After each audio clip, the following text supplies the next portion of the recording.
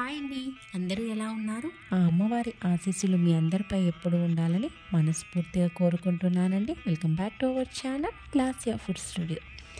ఈరోజు వీడియోలో ఈ 2025 సంవత్సరంలో ఫిబ్రవరి నెలలో మనకి సంకటహార చతుర్థి ఎప్పుడు వచ్చింది, స్వామివారి పూర్తి పూజా విధానం, పీఠం పేరు, ఫిబ్రవరి నెలలో గణపతిని ఏ నామంతో పూజించాలి అనే పూర్తి విషయాలు ఈ వీడియోలో తెలుసుకుందామండి.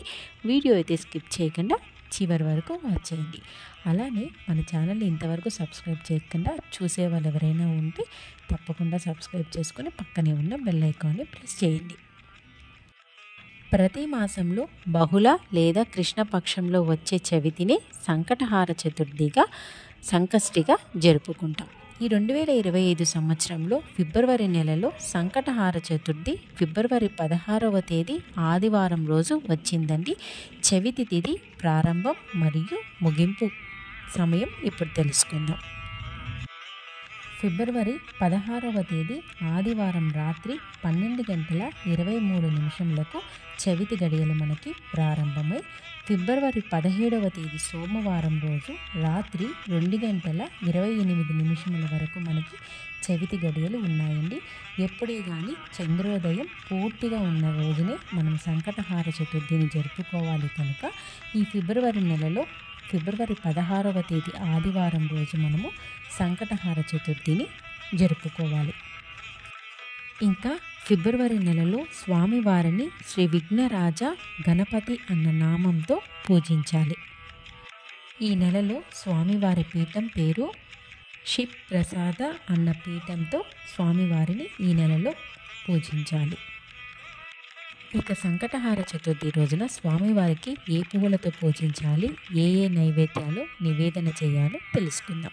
స్వామివారిని ఈ రోజున గెరికితో కానీ లేదా తెల్ల జిల్లేడు పువ్వులతో కానీ ఎరుపు రంగు గులాబీ లేదా గన్నేరు పువ్వులతో పూజిస్తే చాలా మంచిది. స్వామివారికి నైవేద్యంగా ఉండ్రాళ్ళు, సుండలు ఇలాంటివి నైవేద్యంగా పెట్టాలి. ఆ రెండు కుదరకపోతే పాయసం కానీ లేదా పరమాన్నం కానీ చేసి స్వామివారికి నైవేద్యం నివేదన చేయవచ్చు. సంకటహార చతుర్థి మొదటిసారి చేసుకునేవారు, పూజ ఎలా చేయాలో తెలియని వారు మన ఛానల్లో ఆల్రెడీ వీడియో చేశానండి.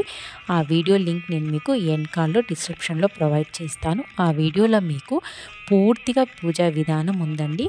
మీరు ముడుపు ఎలా కట్టుకోవాలి, ముడుపు పూజ అయిన తర్వాత విప్పి ఏమి చేయాలి, ముడుపులో ఉన్న బియ్యాన్ని చంద్రోదయ సమయంలో మీరు చంద్రునికి ఎలా పూజ చేసుకోవాలి అని పూర్తిగా ఆ వీడియోలో క్లియర్గా చెప్పానండి. ఇంట్రెస్ట్ ఉన్న వాళ్ళు ఆ వీడియోని ఒకసారి చెక్ చేయండి. ముఖ్యంగా సంకటహార చతుర్థి వ్రతం చేసేటప్పుడు సంకటహార చతుర్థి వ్రత కథ కూడా చాలా ముఖ్యం కదండి. ఆ కథని చదువుకోవడం కానీ లేదా ఆ కథని వినడం కానీ చేస్తే మనకి ఈ పూజ సంపూర్ణంగా పూర్తయినట్టు అవుతుందండి. ఆ కథ కూడా నేను మీకు వీడియో చేశాను. ఎండ్ కార్డ్లో కానీ లేదా కింద డిస్క్రిప్షన్లో కానీ ప్రొవైడ్ చేస్తాను. ఇంట్రెస్ట్ ఉన్న వాళ్ళు అది కూడా ఒకసారి చెక్ చేయండి.